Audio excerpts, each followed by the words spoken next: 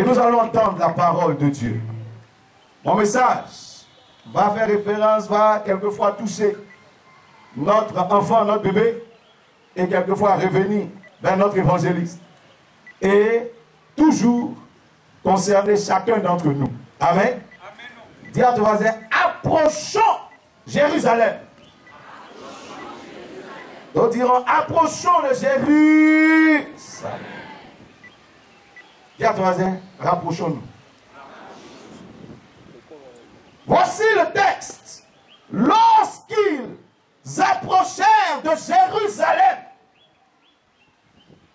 regarde, si tu veux arriver un jour, il faut que tu commences d'abord. N'est-ce pas? Celui qui n'a pas commencé ne peut jamais dire « Je suis arrivé ». Les rêves qui sont en vous sont grands. Mais si vous ne commencez pas à les réaliser, ils ne se réaliseront jamais. Aucun rêve, quand il demeure dans la phase pensée, dans le stade de rêve, de conception, ne se réalise. Vous avez beaucoup d'idées dans la tête. Mais quelquefois même, on n'a même pas encore commencé à coucher ces idées sur un papier. On n'a même pas encore commencé à penser ces idées, à les transformer en un projet. Cette idée qui est belle restera une idée. Elle ne sera jamais un projet, jamais un accomplissement. Nous parlons de gloire, mais tu ne peux jamais voir la gloire si tu n'as pas commencé à marcher pour la gloire. Faible, mais il faut démarrer. Il peut être quelque chose de négligent, mais il faut démarrer. On peut ne pas avoir encore les moyens qu'il faut, mais il faut commencer. Tous ceux que vous voyez aujourd'hui dans la gloire, c'est parce qu'ils ont eu l'audace de commencer qu'ils sont aujourd'hui dans la gloire.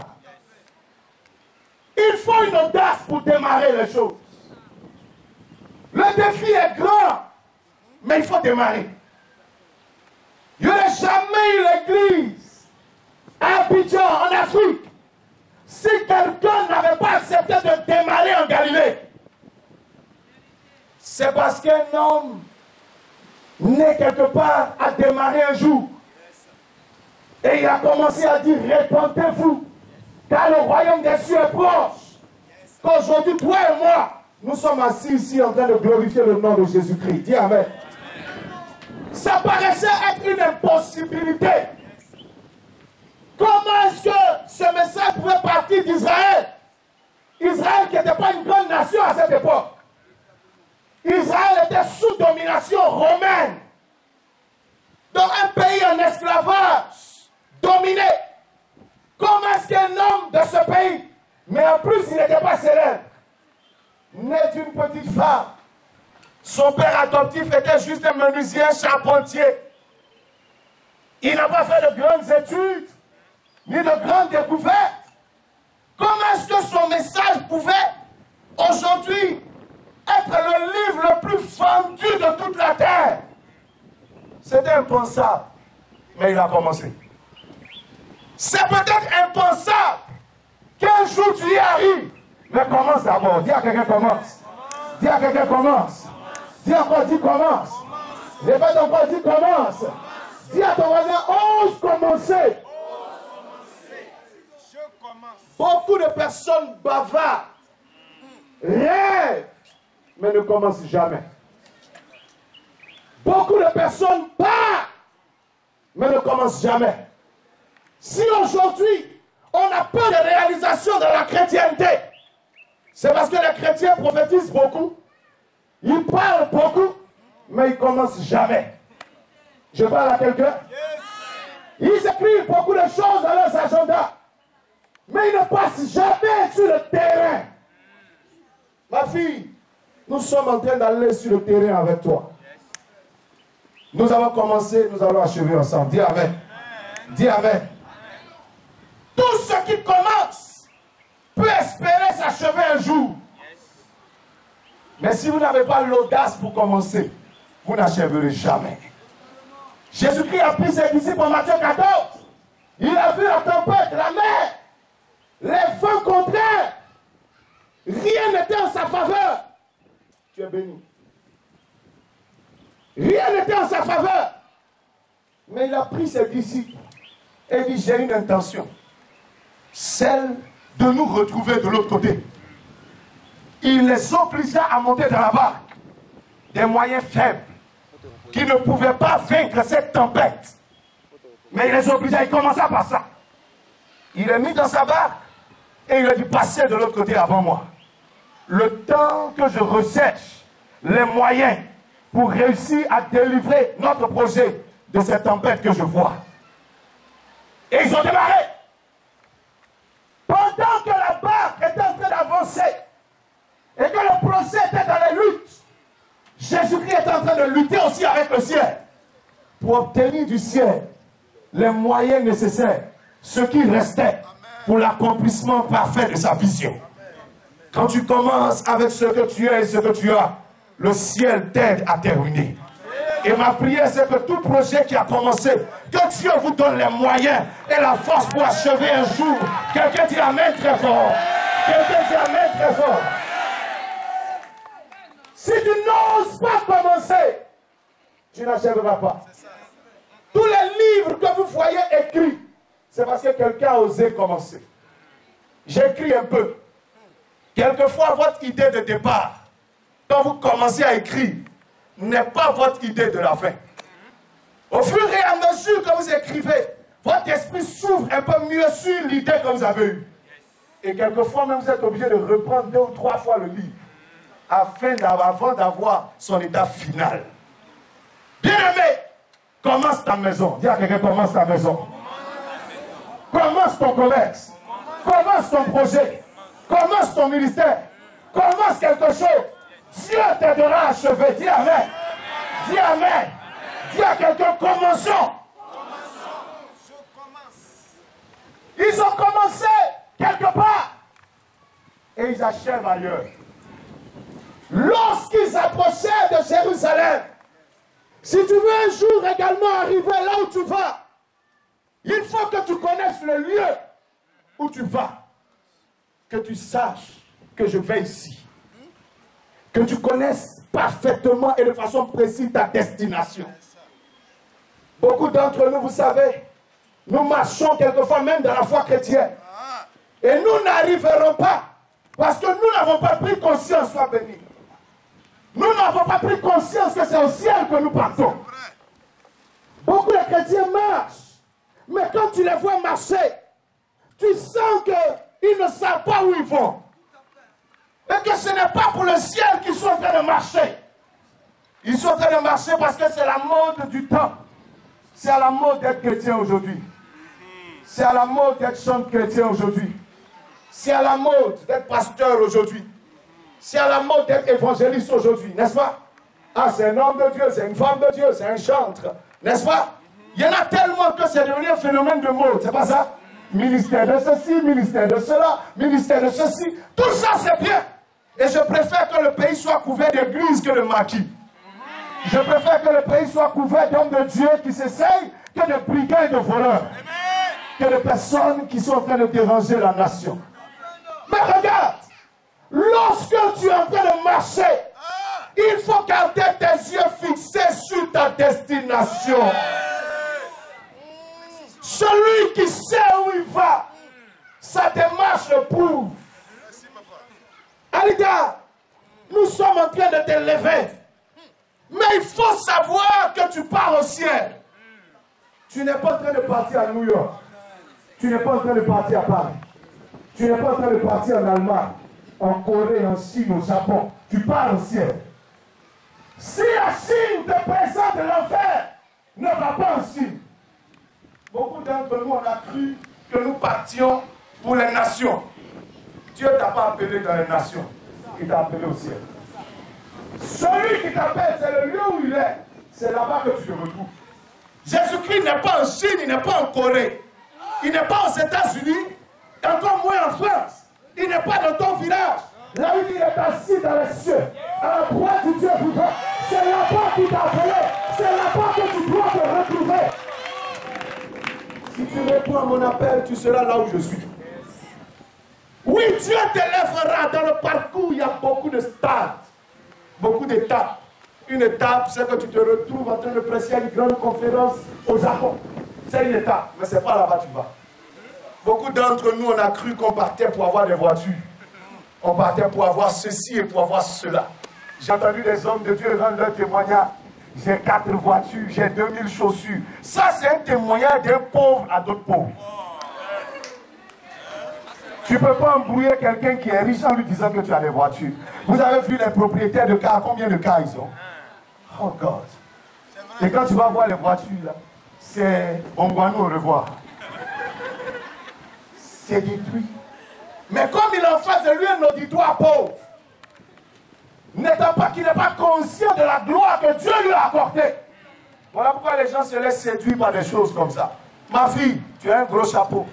Mais ce n'est pas pour les chapeaux que tu es en train d'être consacré. Tu es bien habillé. Et je veux que tu sois encore mieux habillé que ça. Tu auras des bijoux, toutes sortes de gloire. Mais considère-les comme de la boue pour gagner Christ qui t'a appelé à lui.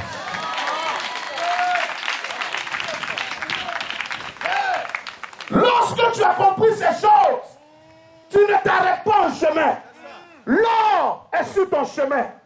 La gloire, ces élévations d'homme, c'est sur ton chemin, mais ce n'est pas ta destination. Les maisons sont sur ton chemin. Vous aurez en route des maisons, des biens, des ceci, des cela. Ça, c'est en route. Mais dans le siècle à venir, tu ne pars pas avec ça.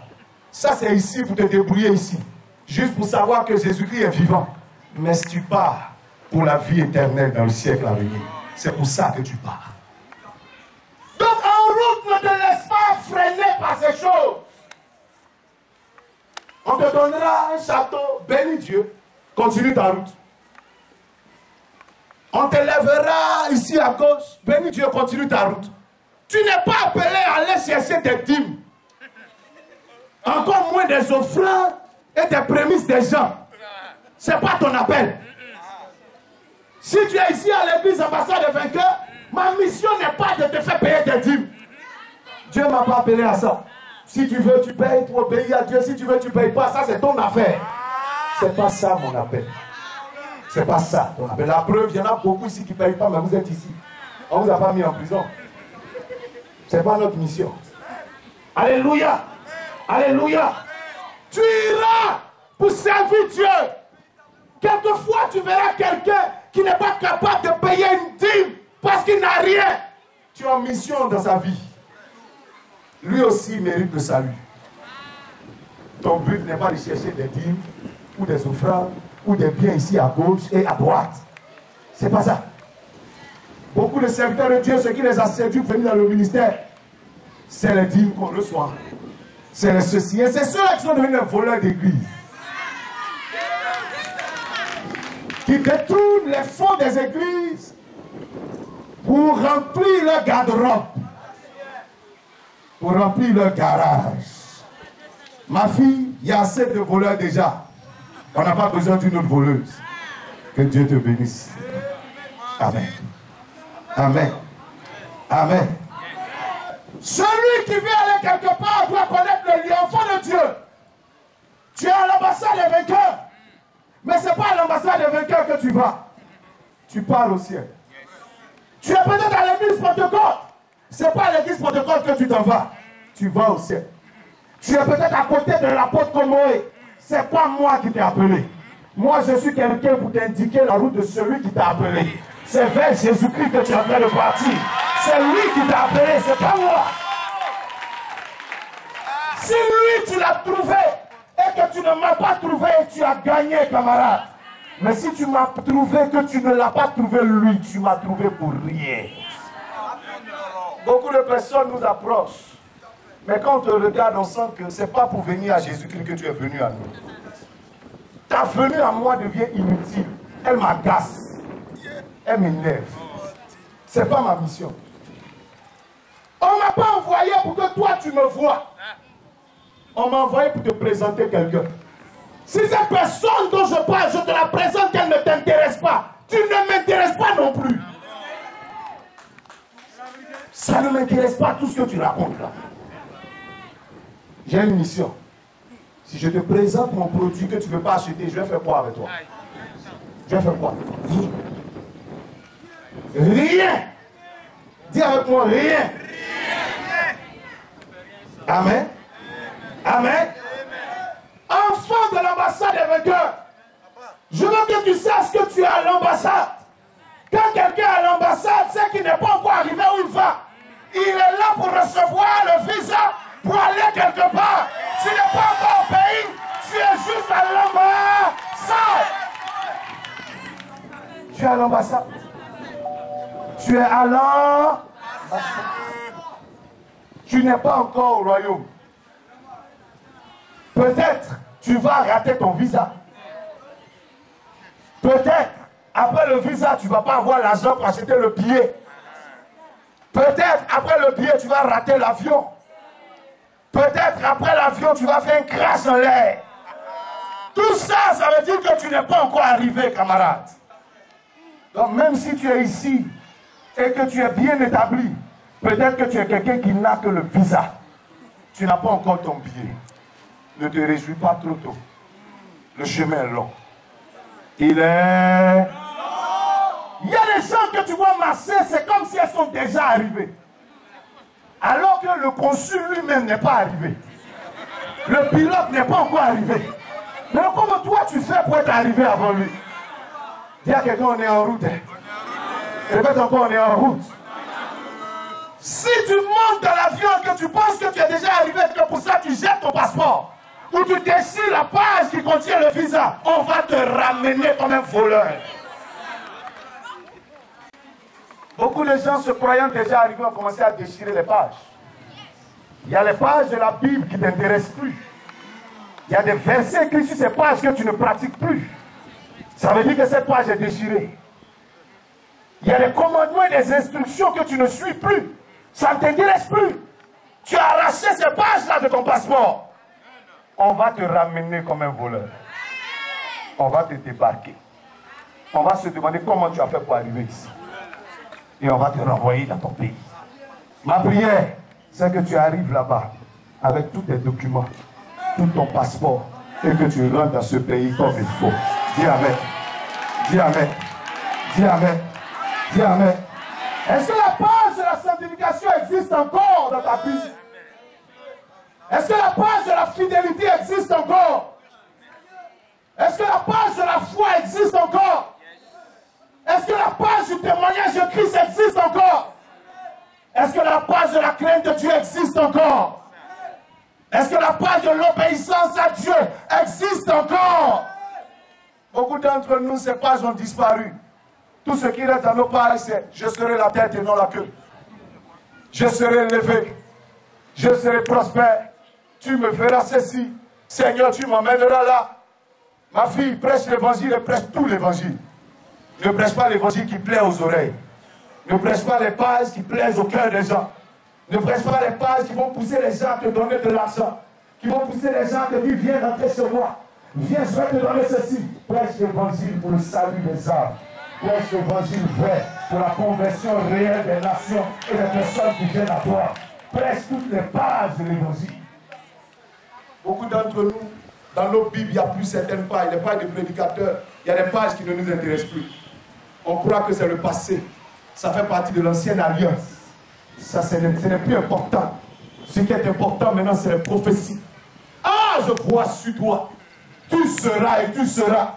Mais depuis qu'on voit sur toi, on n'a pas encore vu avec toi.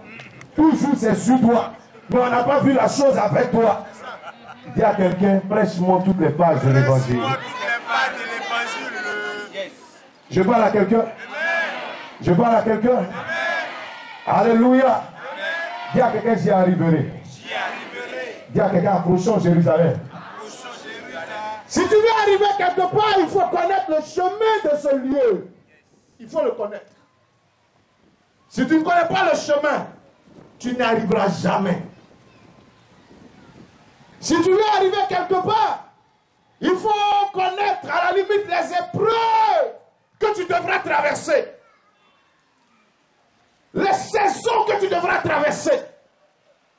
Quand tu n'en as pas conscience, ça te surprend. Et il y a certaines saisons qui t'arrêtent. La vallée est sur le chemin.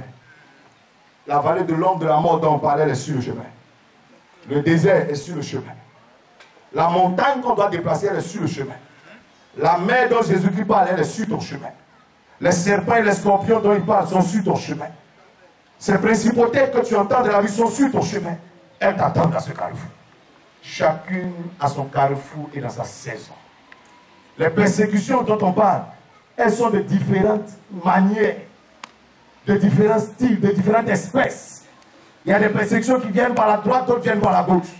D'autres viennent de la famille biologique, d'autres viennent de la famille spirituelle. D'autres viennent des collègues serviteurs de Dieu, d'autres viennent des pères. D'autres viennent des démons. Tout ça, c'est sur ta route. C'est les épreuves de ton chemin.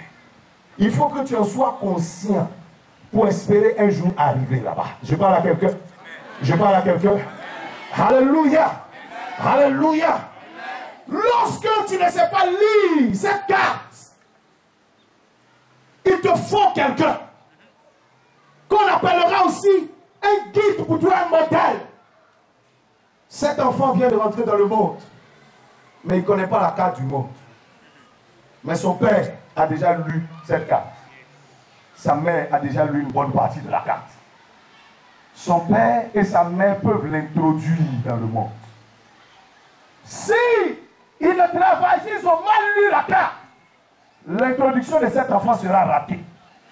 Quand tes parents n'ont pas bien lu la carte du monde, ils te ratent ton introduction dans le monde. Ils ne savent pas quelle éducation te donner pour que tu y arrives un jour. Ils ne savent pas quel équipement te donner pour qu'un jour tu y arrives. Mais quand quelqu'un a lu la carte avec ses réalités et toutes les données de la carte, il sait te préparer. Il sait être alors un modèle devant toi pour diriger tes pas, pour éduquer tes pas, afin qu'un jour tu arrives toi aussi à franchir ce monde. Parents, c'est votre devoir. Dieu vous a déjà donné assez d'années pour lire le monde. Pour lire le monde passé, le monde présent et même le monde futur. Parce que cet enfant appartient au monde futur. Il faut le préparer à son monde actuel et à son monde futur. Les données futures ne seront pas les données actuelles. Si vous ne le préparez pas correctement, il sera à l'arrière de sa société. Il vivra les malheurs de sa société. Il vivra les hontes et les échecs de sa société. Il sera un des problèmes de sa future société.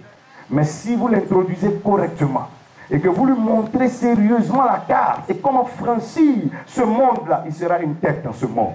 Il sera une solution de ce monde. Et c'est ma prière pour lui et c'est ma prière pour vous. Que la grâce et que la faveur de Dieu reposent sur cet enfant. Que la bénédiction de Dieu s'attache continuellement à sa vie. Que ses parents aient la sagesse et les moyens qu'il faut pour faire croître cet enfant comme il faudra pour entrer dans sa destinée prophétique. Au nom de Jésus de Nazareth, et tout le monde dit Amen. Un bon modèle permet d'arriver. Quand quelqu'un a un bon guide devant lui, il arrive. David dit, ta parole est comme une lampe à mes pieds. Elle me conduit sur le sentier. Lorsque tu n'as pas un bon guide, tu es foutu. Lorsque tu n'as pas un bon modèle, tu es foutu. Beaucoup de gens entrent aujourd'hui, ce n'est pas parce que tu ne peux pas y arriver. Ton problème, c'est ou bien tu ne sais pas qu'il te faut un modèle, ou bien tu n'as pas de bon modèle. Si tu n'en avais pas aujourd'hui, choisis un modèle. Un bon modèle. Ta vie changera. Si ma fille était tombée ailleurs, elle serait autre chose. Elle serait autre chose. Quand un enfant naît dans une famille et puis grandit ailleurs, souvent après 20 ans, quand il revient dans sa famille, ses frères se demandent si c'est leur frère. Parce qu'il a une éducation différente. Il a un comportement différent. Or, je loue Dieu de ce qui nous aide à garder encore notre cœur attaché au bon modèle. Serviteur de Dieu, demeurer dans la bonne route. Elle n'est pas facile, mais gardez les yeux sur le modèle que nous avons. Regarde, si ton modèle et ton guide arrivent dans la gloire, tu arriveras dans la gloire. Celui que nous suivons n'est pas quelqu'un qui est resté dans la tombe et dans la honte. Il a traversé la vallée, il a traversé la tombe. Et aujourd'hui, il est dans la gloire. Voilà pourquoi je sais, je crois que ta vie finira dans la gloire, que ta famille finira dans la gloire, que tes affaires finiront dans la gloire, dans le nom de Jésus de Nazareth. Dis à quelqu'un, mon modèle est dans la gloire. Dis, mon modèle est dans la gloire. Dis, mon modèle est dans la gloire. Aussi longtemps que tu suis ton modèle, tu arriveras dans la gloire. Le jour où tu te détournes du bon modèle pour t'attacher à d'autres modèles, la gloire disparaît de ta vie. Beaucoup d'entre nous ont bien commencé, comme disent les Écritures, mais on est peut-être en train de mal terminer. Ma prière ce matin, c'est que tu te ressaisisses au nom de Jésus de Nazareth. Est-ce que je peux prophétiser sur quelqu'un? Est-ce que je peux déclarer que tu ne mourras pas en chemin? Est-ce que je peux déclarer que tu ne t'arrêteras pas en chemin? Est-ce que je peux déclarer que tu ne freineras pas ta route en chemin? Et que Dieu te donnera d'achever cette course au nom de Jésus. Dis à quelqu'un, j'y arriverai. Dis encore, j'y arriverai. Dis encore, j'y arriverai. Je veux dire à quelqu'un qui est sur le point d'abandonner, n'abandonne pas. Notre modèle a connu des difficultés, mais il n'a pas abandonné. Aujourd'hui, il est dans la gloire. Toi aussi, à ton tour, dans ta génération, n'abandonne pas. Un jour, tu seras dans cette gloire. Peut-être aujourd'hui c'est ton temps de larmes, mais cette saison va passer. Peut-être aujourd'hui c'est ton temps de honte, mais cette saison va passer. Peut-être qu'aujourd'hui c'est ton temps de douleur, de contradiction, mais ces saisons-là vont passer. Il y a une saison qui t'attend. Il y a une heure qui t'attend. Il y a une autre saison qui t'attend. Et cette saison arrive et elle arrive certainement. La Bible dit que ta prophétie est en chemin. C'est-à-dire que dans cette époque, tu ne vis pas ta prophétie. Tu ne vis pas ce que tu as dit. Tu vis le contraire de ta prophétie. Tu l'as en parole, mais elle n'est pas encore pratique dans ta vie. Quand elle arrive, quand elle est en chemin, la vie dit attends-la. Même si tu souffres, attends-la. Même si tu es dans la honte, attends-la. Elle arrive et elle arrive certainement. Elle arrive et elle arrive certainement. Elle s'accomplira et ne ratera pas son temps. Elle ne manquera pas son but. Je déclare dans le nom de Jésus, ta prophétie aura la force qu'il faut pour atteindre ta vie. Dans le nom de Jésus de Nazareth. Et quelqu'un dit amen, amen, amen, amen, amen. Hallelujah. Hallelujah. Hallelujah. Hallelujah. Regarde, quand tu sais où tu vas et que tu as conscience que tu vas loin, pour y arriver, il ne faut pas perdre le temps en chemin. Beaucoup d'entre nous, on perd trop de temps en route parce qu'on n'est pas conscient qu'on va loin. Ma fille, il y a beaucoup de distractions sur le chemin. Il y a des chrétiens qui distraient, il y a des païens qui distraient. Il y a des problèmes qui distraient. Il y a des tentations qui distraient. Il y a toutes sortes de distractions sur la route. Cet enfant qui arrive, il est tombé dans une génération de distractions. La télévision est remplie de distractions. Toutes sortes. Quand tu ouvres, tu cherches même à avoir quelque chose de sérieux, tu ne trouves pas quelquefois. Allez dire ça à nos gens. On ne veut pas que de la distraction. On a besoin d'autre chose. On a besoin aussi de se cultiver, d'apprendre. Nos enfants aujourd'hui n'osent même pas regarder notre télévision. Ils préfèrent regarder les autres chaînes ailleurs. Parce que c'est que de la distraction. Quelquefois, même les informations sont des distractions. Parce qu'on ne nous dit pas la vérité. Pour obtenir la vérité, il faut aller ailleurs. Chercher je ne sais combien de chaînes pour obtenir une vérité sur notre nation. Et quand tu entends les vérités, que tu les vérifies, tu te rends compte qu'on t'a distrait par une phrase. Moi, je suis ni à gauche ni à droite. Je suis dans la vérité. Si tu veux me parler, dis-moi la vérité. Trop de choses nous distraient. Quelquefois, même nos journaux. Tu vois un gros titre. Jean-François est devenu Seigneur. Il faut ouvrir. Tu vas te rendre compte qu'on va dire il avait porté une robe. C'est à cause de ça que j'ai écrit ce gros titre. Est-ce que quelqu'un comprend ce que je suis en train de dire? Voilà comment on nous écrit aujourd'hui. Distraction. Rien de bon. Il est l'heure de sortir nos nations des distractions et de les conduire dans les défis de notre génération. Mais il y a beaucoup de pasteurs aussi qui distraient les fidèles. Il y a beaucoup de prédicateurs qui distraient les gens, qui ne nous apprennent rien, qui ne nous conduisent nulle part. Tu rentres dans son temps de prédication, tu en ressors vide. Il t'a distrait. Ton foyer n'a rien gagné, ton célibat n'a rien gagné. Je parle à quelqu'un. Ta richesse n'a rien gagné, ta pauvreté n'a rien gagné. Rien. Ta famille n'a rien. Ton travail n'a rien. Tu n'as eu aucun conseil, rien du tout. Et tu es venu écouter 5 heures. Il perd le temps aux gens. Tu ennuies les gens. Tu distrais les gens. Ma fille, nous n'avons plus besoin de distraction. Si tu es évangéliste, sois évangéliste. Les distractions, on est fatigué. Il te fera, il fera, il fera. Regarde encore, il fera, veut dire qu'il a fait hier, il va faire demain. Il fait quoi tout ça là?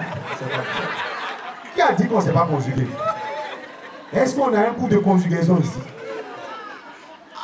On apprend ça au CM1, CM2. C'est là-bas on apprend ça. Amen. Arrête de distraire les gens. Va te former et tu reviendras. Je parle à quelqu'un? Tu distrais les gens quand ton message n'est pas actuel. Tu nous prêches un évangile qui est pour les réalités de 1983. Nous sommes dans une autre saison aujourd'hui. Tu n'as pas eu la sagesse d'adapter ton évangile à nos réalités pour qu'on puisse en tirer des choses pratiques et vives et réussir notre vie. Tu nous distrais, camarades. Alida, ne distrais pas les gens.